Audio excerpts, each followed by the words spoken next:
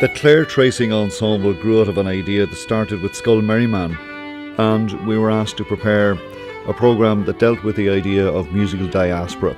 So we called the show Far From Home, which really looked at the exiled musicians from Clare over several centuries. I think the whole idea behind the Clare Tracin Ensemble is that we actually trace the music as well as play it. It's very important to underline the fact that music lives. It's an organic, dynamic process.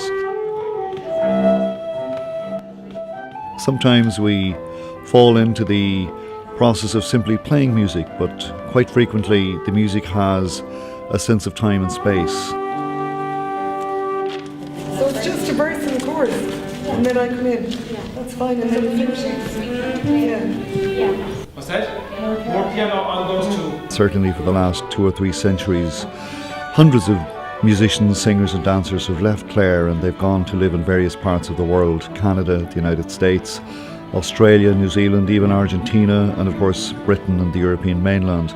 Sometimes their musical journeys are often forgotten by the people who live at home in Clare, and our interest is really in tracing those journeys and tracing the process of music making that lives in exile as well as constantly wanting to be part of home.